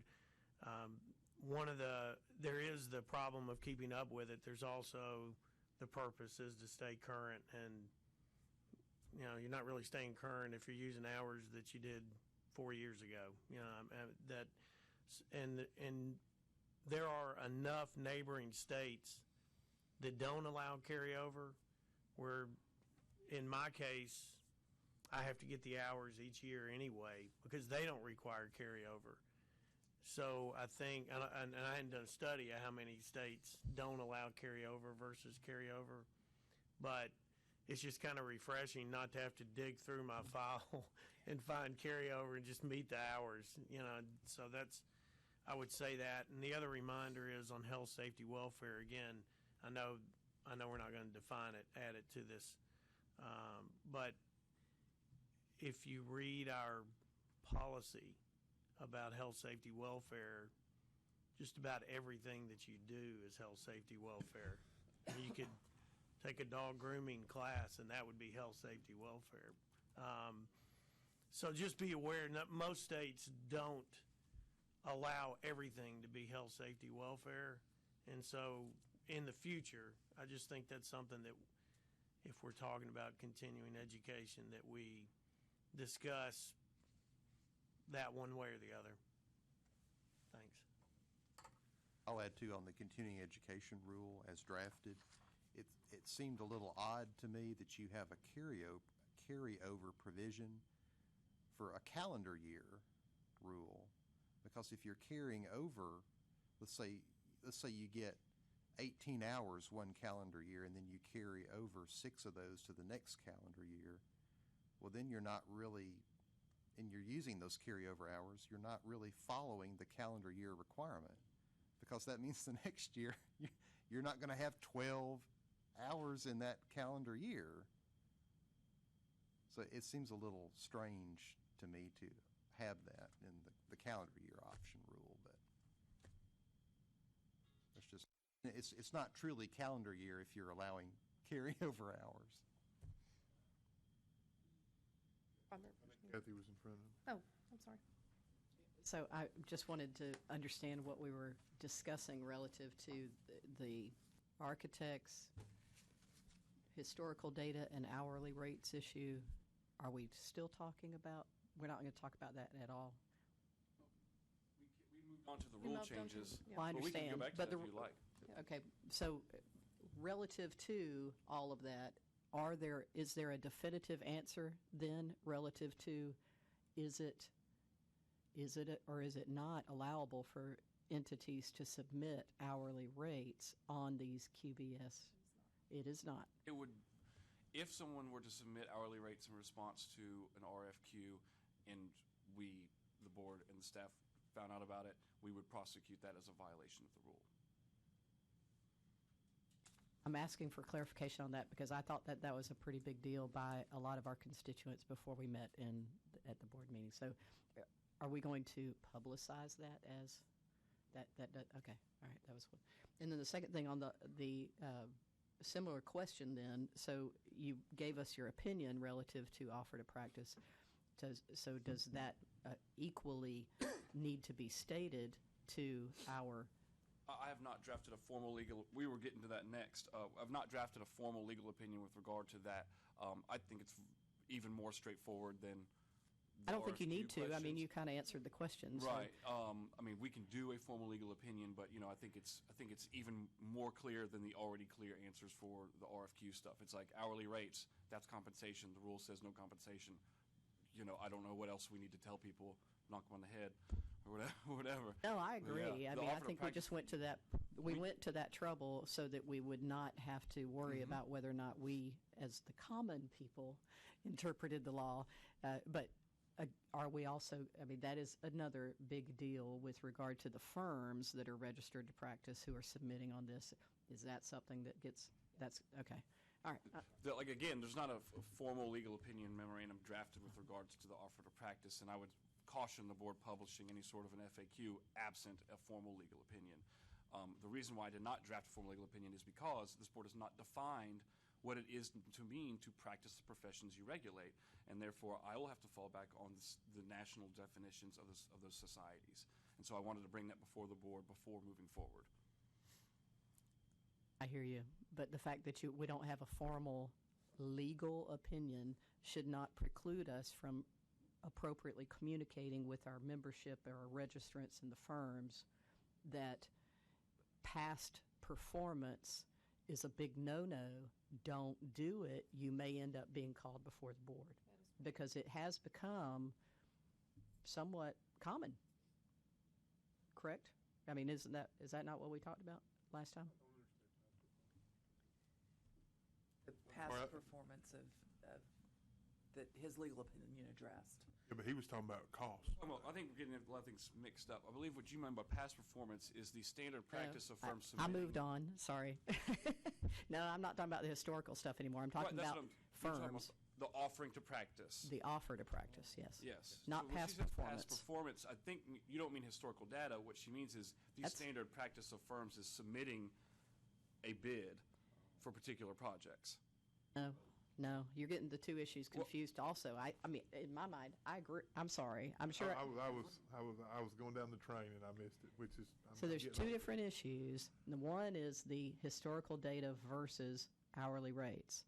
And the submission of hourly rates is a violation, generally speaking. Second issue, the submittal of out-of-state non-registered professionals or firms to RFPs and RFQs inside the state of Tennessee is an offer to practice in general terms, and therefore would be a violation, most likely. So are we communicating that to the people who are affected by it in order for them to stop what we feel has become at least common, if not accepted? I'd rather tell them now than to. Well, I understand. What I said is that I would caution the board to issue a public statement with regard to that second issue, absent a formal legal drafted opinion, that we can then reduce down, as Mr. Campbell indicated he wanted to have it done, and the board wanted it done, with the existing legal memorandum. That way we can actually, because right now I'm just saying, I looked up a couple contractual things. We don't have a definition of what it means to practice these professions. We need to then draft a legal memorandum, incorporate definitions to what those means for that legal memorandum, boil that down, and then we can have an FAQ. Well, we have a policy that we need to fix first before then our FAQ would be in violation of our policy. So I guess based on what our attorney recommends, he would need to do the formal legal opinion, then we would need to revise our policy, then put it in the FAQs. Motion, I assume we already covered all of that earlier. Okay. That you're wanting a formal legal opinion on the definition of offer to practice? No, our attorney is recommending that we have one. We didn't ask for one. it. He says that's what we need. What I'm saying is that I don't think that anyone, any board, any individual should, off the cuff, draft an FAQ and say, you can't do X, Y, or Z. What I think is that, and I think we're confusing things because we're hopping all around this bullet list. I thought we were done with the memorandum because we had the motion to incorporate the FAQ. Right. And we were talking about the rules. But now we're back on the offer to practice. And so I think we're all getting confused. If we can finish the rules, I think we should come back then to the offer to practice. And if the board wants to incorporate an FAQ, then it would be my suggestion that you request a formal legal opinion. The reason why the formal legal opinion was not done is that there are no definitions in our rules or laws as to what it means to practice these professions. And therefore, I wanted to bring that to your attention prior to drafting a legal opinion and forcing a definition upon you. Robert? This is with the rules, okay? What I'm getting ready to talk about is we've had some conversation about carryover hours and about how that relates to this rule change that we're discussing right now, right? I mean, I'm on the right topic, okay? So we've talked about some issues that we have with that, about carryover and about some of the other issues that is that going to be something that the continuing education, I mean, are we looking at that in the future, or are we just going to talk about it now and it continues to be an issue? I mean, are we going to have a resolution to it?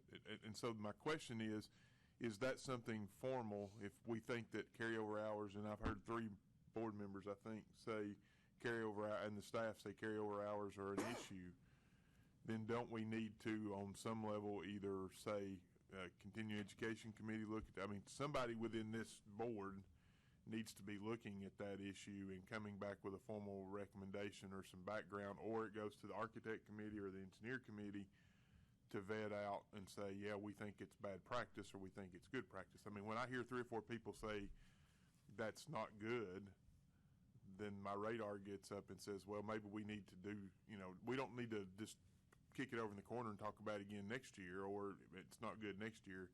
It needs to be a formal action item for somebody to take care of. Does that make sense? I mean, I'm on the right page, aren't I? I think so. And then there was also a discussion by the Continuing Education Committee in October about whether we needed to sunset the original continuing education requirements in favor of just requiring everybody to earn hours on a calendar year basis. So that's, I think, tied in with the carryover hour discussion. So maybe that could be a charge for the CE committee, maybe for the October meeting, to discuss that particular issue. And John and I, in our conversations about this, also identified that because registrants renew throughout the year, requiring them to submit hours on a calendar year basis is problematic. If someone renews in March of 2017, do they have to have all 12 hours done in the first 3 months of 2017, or can they only show that they've done the 25% of the hours for 2017? How is that going to operate? Because then you run into some problems. They've got the whole rest of the year. So if they only submit 2016, then, or do you want them to look at the preceding 2 years, and we've got to define all that in rule. And so it's a complicated issue, as you can see. Then I don't know if this is a motion, Madam Chair, or what, but I would like that be looked at with somebody, and I don't know who that somebody is. John, is it appropriately the Continuing Education Committee, or is it appropriately the Architect Committee looking? Of course, you all have yours as a calendar year now anyway, I think. So you shut down at December 31st, I believe, right? But I know we on the engineering side don't. So I mean, I know that we at least have some issue there that potentially we need to look at, but I don't know what the appropriate vehicle for that is. So I'm asking for some guidance. John, we don't have that officially. It's an option. It's an option. Right. You're not required to do calendar year. Not required, but if you go by, if you're licensed in other states, there are only very, very few who have carryover. And they don't accept carryover when you like go to Ohio or wherever that they're requiring 12 calendar year and all HSW, which they are very well defined through AIA and NCARB. And that's what I do personally to stay licensed in other states. And I've found that if I just continue to do that, I'm going to meet my requirements for my whatever date, August renewal date. Because you get more than 12 hours. If that's all you're getting, heck, you can get that at the Lunch and Learns. But the other things are things you need to know. Like Philip said, if you took something 2 or 3 years ago, well, it's out of date. Doesn't matter anymore. But it might if it's structural or something like that. But I would really like to see us do what we're talking about is try to formulate how we do the 12 hours and do some kind of rolling clock to eliminate the carryover. I don't know how we do it, and I know that I personally have discussed this. I haven't for the board's sake, but for my sake with different colleagues that practice out of state, and they don't have a problem with it. But then you have these other architects that they may only be practicing in Knoxville that they want to resist it because that's the way we've always done it, which doesn't mean it's the right way to do it. It doesn't mean it meets national standards, which is where we have the rub. And I think we have to pursue that. And, if we could get everybody on the same page, it would be a whole lot more convenient for the staff and for us when we're reviewing audits. Because it's a difficult thing to do those audits if you don't have the backup on that stuff. You're going, well, what's this? How do I know this is HSW? I can't even determine if you got your HSW 2 years ago or however long ago the carryover was because it's not documented. And then you have to go through and think, is that documented? And do your own research. if we do it by AIA, like I do as a member, they keep up with all of our hours and they substantiate their HSW or they're not. And then there's only one or two states that I've submitted my application to that wanted to see backup versus just that transcript.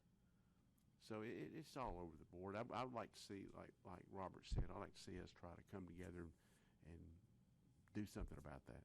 So.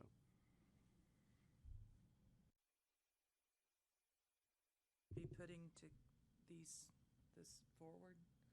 When talking about putting back questions to this continuing education committee that really speak to this? I mean, I would think we'd want to get our act together a little bit. Yeah, I think we need to take it to the Continuing Education Committee and The let them make a staff. motion Yeah. after they've vetted it. Is that okay?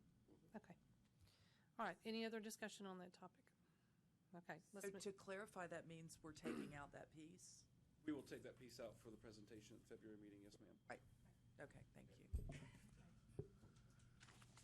Finished the action item list.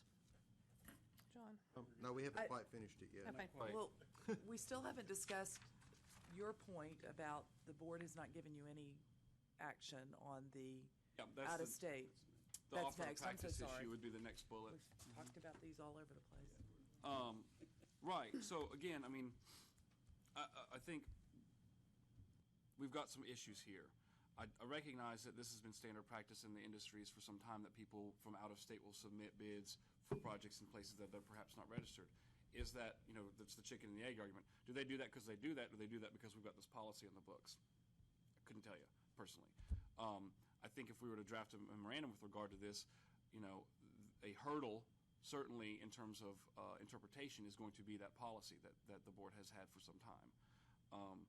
I also think that if we're going to issue an FAQ, if it conflicts with a policy, I think that's a problem. And I don't think that we should issue an FAQ absent a formal legal opinion. So that we can then boil down and get to just a simple paragraph so that people can understand it. Generally, with regard to the administration. So you can see that there's issues with regard to this. If the board desires, I mean, you guys would like legal to explore a legal opinion in incorporating all of these factors into it, then by all means, I'm here at your service. I don't think we're there yet. I mean, I think this is something that needs to go to the committee. At least in my mind, we need to know where this came from. Is this something that the board thinks needs to be changed? Is that where this came from? Does anybody remember? Raise your hand. No? Then I think it needs to go back to the committee before the board takes it down the road any farther. And I think it has not come from a committee. Is that correct? This whole discussion has not come from a committee. Is that okay? So I think It came from the Law and Rules Yeah. Committee, because at the last meeting we were thinking about adopting this policy into the rule To and check- it to kind be of in brought accordance. Gotcha. everybody's attention. Mhm. So it strikes me that in law and rules, it obviously makes sense to get a rule that makes policy make sense. But we have so many questions about where this has come from and what the effect, and I think we can't underestimate the effect of you coming up with a legal opinion that puts a definition. There have been a lot of reasons why that has not occurred, and if we just kind of blanketly say, give us an opinion, that may have some consequences that we don't anticipate, unanticipated consequences. So my suggestion would be that we take this to a committee. Let the committee look at where it's coming from as a matter of policy. Why did it come up as this policy, and what is the situation? And what I heard John say was this is something that's led more by architecture. So I would consider maybe taking it to the architectural committee as before we go forward on asking for a legal opinion. Thank you, Laura. Rick? The Law and Rules Committee reviewed it because the architects are concerned about it. And that's why we brought that as an issue, is that if you're going to, again, if you look at our national, when we're practicing in our states, it's very clear what you can and cannot do in that state. And I use Mississippi as a good example. It's very clear whether you can or cannot even propose to do anything in that state. You have to be licensed in that state. It doesn't matter if it's an RFQ, RFP, or a design competition. It's this way or the highway. And if we're not clear on that in Tennessee, and maybe you don't want to be clear on that, I would prefer to be clear on it, because otherwise it's just going to be willy-nilly. Whoever wants to come in here and do an RFQ or a design competition and take the work. I think it's just better for everybody to have the same understanding, regardless of engineering, architecture, or whatever, just for clarity. Because we don't have that clarity.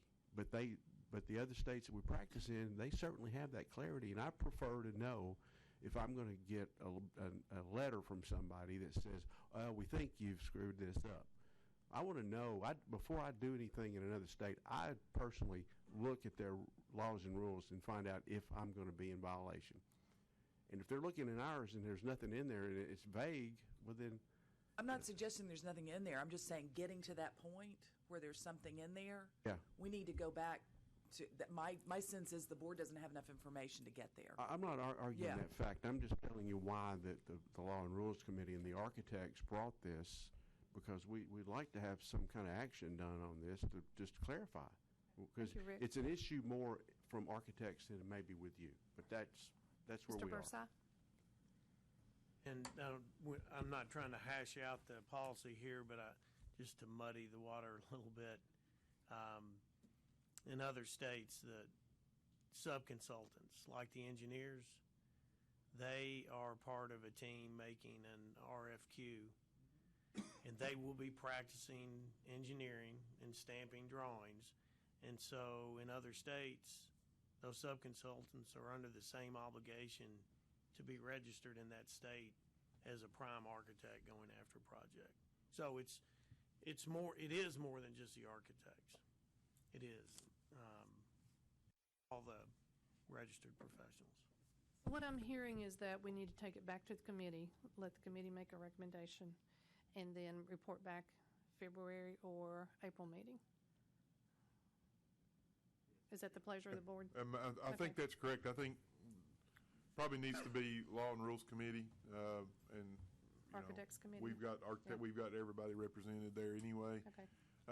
And we could do that in a February meeting, whether we do it after this meeting on a Thursday or some other time. I mean, sometimes you can't tell in the engineering committee how long we go, so I mean, whatever. But John, if you can kind of set that up, I think with Law and Rules, there's our fearless chairman, right? Are you still chairman? I am. I see check. Yeah, he's still the chairman. Under this current administration here under Susan, well, let's set that up for a February meeting to come back maybe in April to have a recommendation or something. Fine. Is that good? We'd have staff's input on everything. Yeah, and I want to make sure I'm not off subject here, but we're talking about the non-registered firms from out of state submitting proposals in Tennessee. I think what we need is our staff attorney to give us a formal legal opinion on this, so that we know where we stand legally currently to move forward. Which is different from the definition of offered to practice. So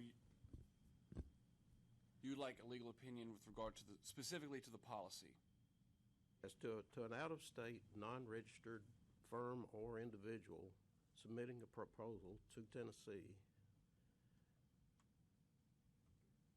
whether that is acceptable, and that continues down, like Ricky said, to any sub-consultants. I can tell you, right,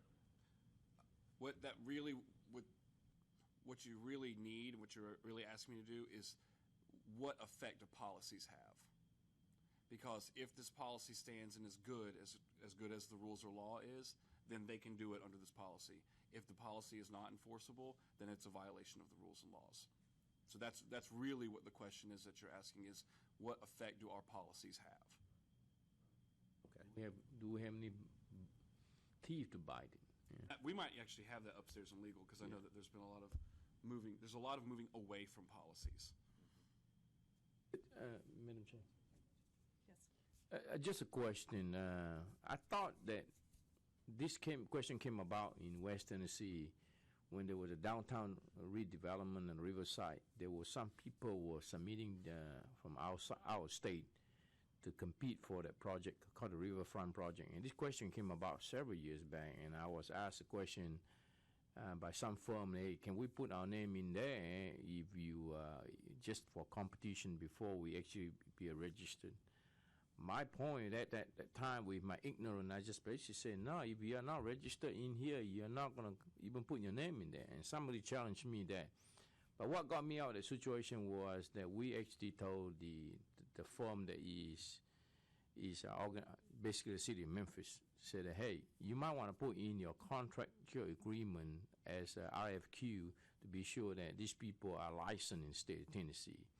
So I went to I basically went to the owner and basically said, hey, you want to do any business in Tennessee, you have to be registered. And that got me out of the situation. But I created some heat on that situation, and I told myself I'm never going to walk in that situation. But I think if I have been working for the government long enough to tell you right now, most government agencies, that before you even do business with us, you have to have. One perfect example is contractor license.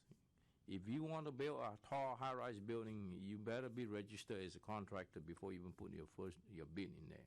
I think that's one way to really help protect the health, safety, welfare of the profession. So I was intimately got involved in it by running my mouth a little bit, but because I was very passionate about it. If you are going to do business in Tennessee, you shall be licensed. That's my way of thinking, and I was pretty straightforward.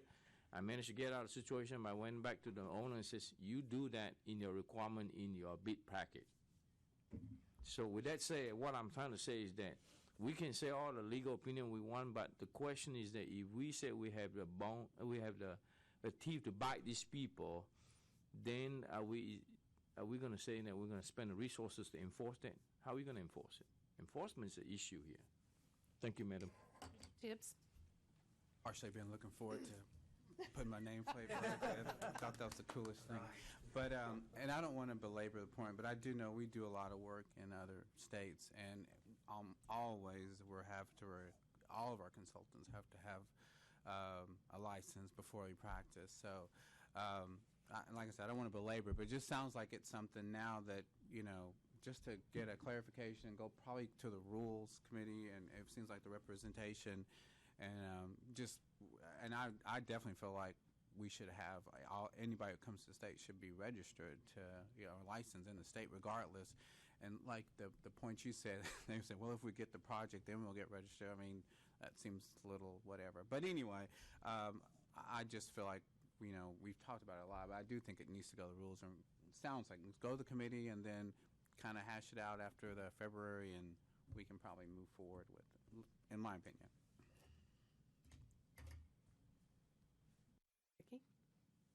Quick one. I just want to clarify. I think what we're talking about is an area of practice, whether giving an RFQ or RFPs, practicing professional services. So I think we're talking about all work that requires a registered professional, not just public work. So you could be a private company building a building, and this would apply. Okay. For federal projects, it applies to interior designers as well. So.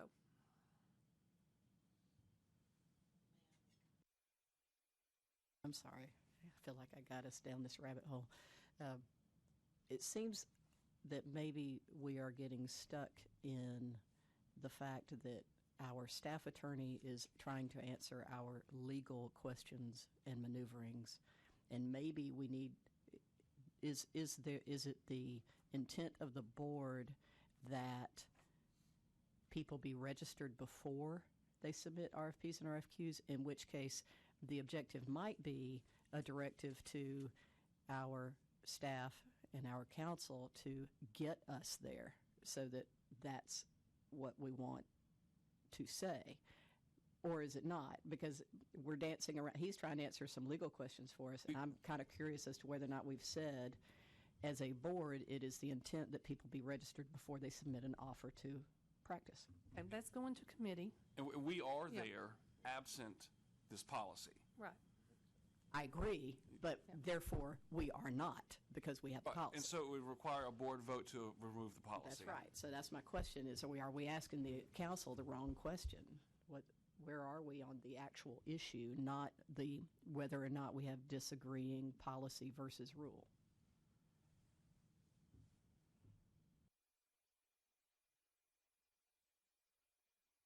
I think we will go to committee, and then we will have a better direction for council.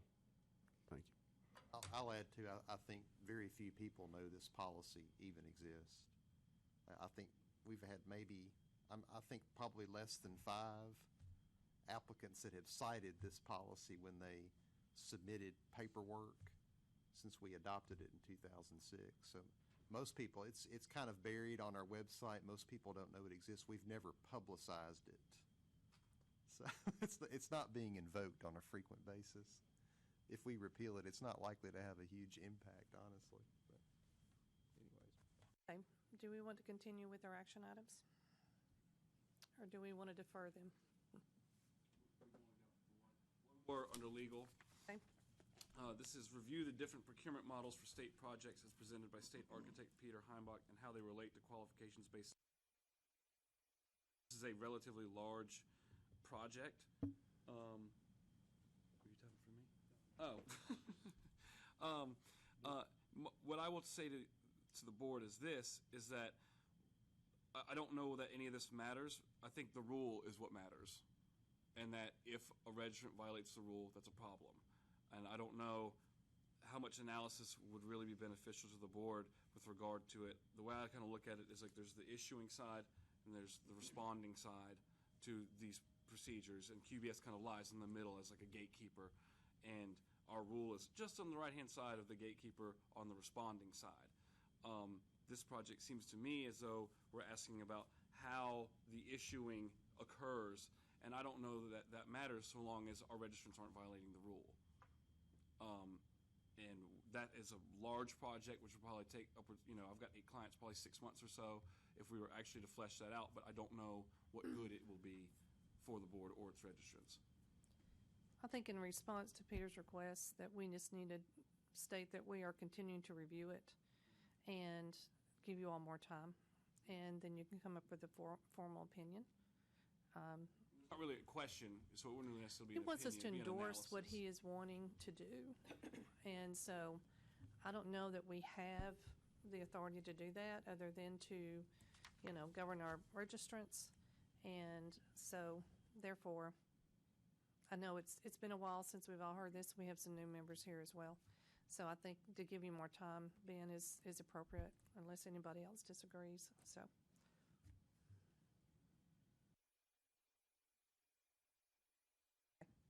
Rick. Back to committee. Back to, well, it's in his pocket, know. so anyway. Okay. Does that take care of all of the legal counsel items on the action item list? Okay. I'm aware of. That you're aware of, okay. Ricky Burside and Robert Campbell. You were to write a newsletter article regarding the experience requirements for engineer registration. Do you have any comments on that? John forwarded the newsletter. It was just so perfect and complete, and just felt like we wanted to give him some material for the next one. We didn't want to kind of do it all at one time, and just so we look forward to that as the subsequent newsletter. It's well underway. It's right? well underway. They have been working on it. I did send you some stuff on that, didn't I? You did. Yeah, I forwarded it to Ricky, so, yeah. We're savoring that. Got Of it. course, the legislative proposal, that'll be presented Okay, all right.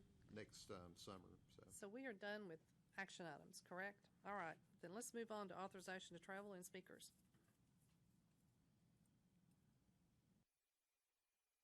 Okay, all right then. All right, then that gets down to the CIDQ report, which I will make very brief since we're running behind. We did meet in Fort Lauderdale. We do have a new director. His name is Tom Banks. He was with ASID for a number of years and a very valued employee, and so he is now taking the position of executive director. We did have a very good turnout for our meeting. Meeting next year is going to be in Alexandria, Virginia. We went over extensively our bylaws and made notes and changes to that, which will continue to be fine-tuned and then brought back before our membership next year. We currently have over 30,000 certificate holders, which is phenomenal. We have revamped the examination, which I've told you all about a few years back, and we are going to be completely computerized for our practicum exam by next year. And so that's a very positive thing for our group. And then we have 186 accredited interior design programs across the United States, Canada, and abroad. And our Continuing Education Council is going to be doing random audits on our speakers so that we can make sure that the programs are up to snuff, and particularly health, safety, and welfare, that is providing the education that people need. We have several board member updates as far as Florida. They have not met recently due to the antitrust concerns that are going on because of what happened in North Carolina. Louisiana has a Practice Act for interior designers, but no permitting privileges. Oklahoma has started a scholarship foundation program last year, and their attorney general must approve those decisions. And several jurisdictions expressed concerns about deregulation of interior design. There was a federal legislation that was presented for Washington, D.C. I don't think it's gone anywhere as of our meeting. So the use of the term interior architecture by interior design programs continues to be a matter of concern to state boards. According to CETA, 20 out of 186 accredited interior design programs are designated as interior architecture, which is going to be my segue into, don't go away. I received a letter from Scott Poole at the University of Tennessee stating that they are changing their name to interior architecture.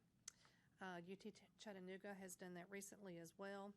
And University of Memphis has expressed that desire 2 years ago at our meeting. We'd asked them not to do it, but we don't have any jurisdiction over the program. So anyway, if anybody would like to see this letter, I'll be glad to forward it to you. They're very excited, but they are stating that the students cannot call themselves interior architects. And so more to come on that point. So let's move on to the October meeting next year, our board retreat.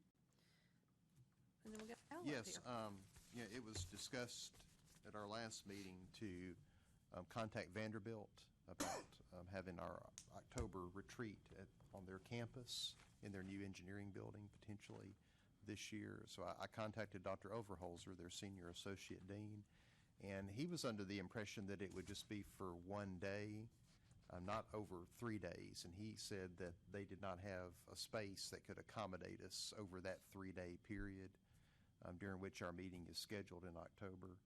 So it looks like we'll need to find another location for those dates. I don't remember the specific dates. I don't have my calendar with me, but early October. So that was the communication I had from Dr. Overholzer. For You 3 would think days. on that campus somewhere they would. That was the information I was given. So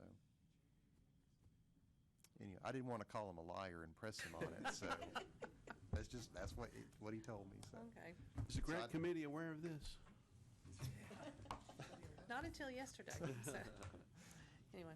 So, what other locations would you be interested in? And I think, Susan, I another brought up issue. Memphis because we haven't been there since I've been on the board. So. Well, didn't you have a conflict Well, for those yeah. dates? I'm going to take a vacation for the first time in 4 I years. think you can't attend.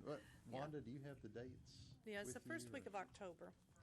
Yeah. Let me pull up a Oh, calendar yeah, it's here. on there, the 5th, 6th, and 7th. The 6th and 7th. Okay. Since I've started my own company, I've not taken a vacation. So next year I'm going to Italy.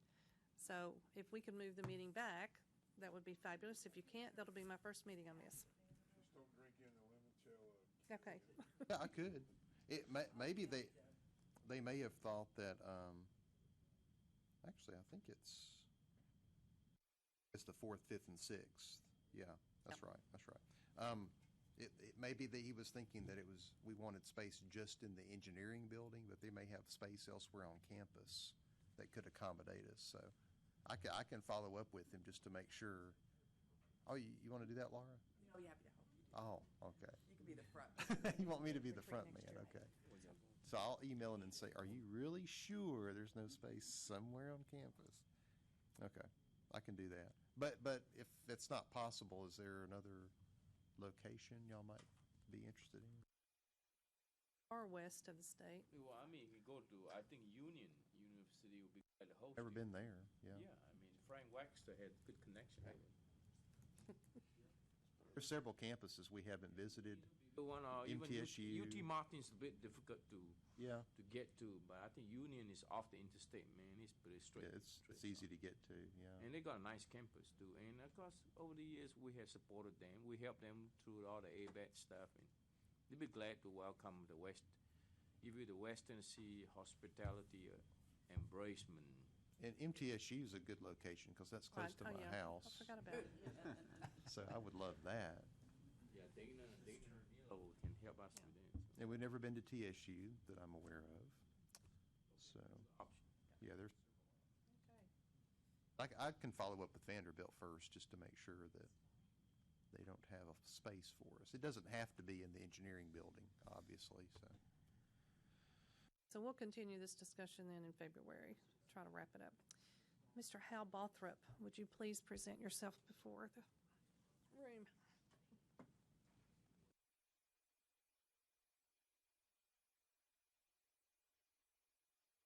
Next to me, you probably do. To be knighted.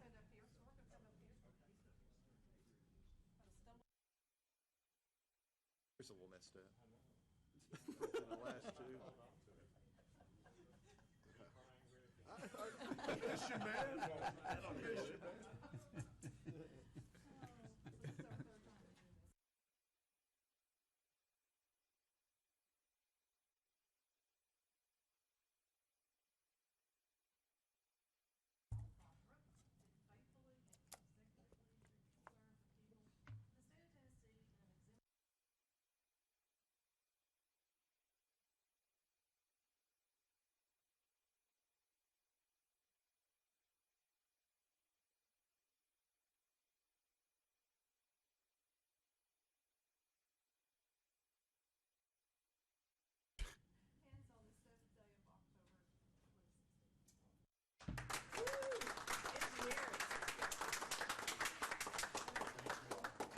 Hey.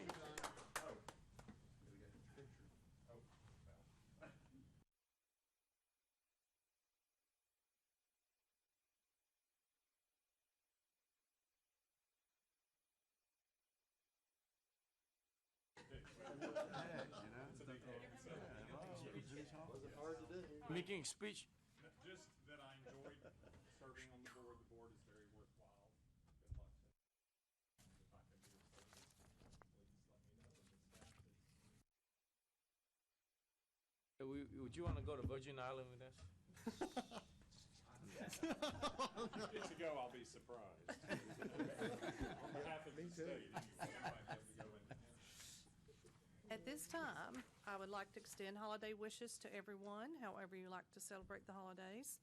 If you have an opportunity to be supportive of the fire victims in East Tennessee, I would encourage you to do that. If you want information, you can ask me about it later. So do I hear a motion that we adjourn our meeting? Madam Chair, Yes. right after the agenda meeting, I need the board members, the active board member, to stay for a few minutes, give you some instruction about the lunch real quick. Okay. All right. Any other final announcements? Okay. Do I hear? That's after the meeting. We'll figure that out. Any other comments? Do I hear it? Motion to adjourn? Okay. So be it. Adjourn till February. Wait, let's wait. I've got a card and can fit. Let's wait for the recording. Back parking lot. Now we're going to. Get off the.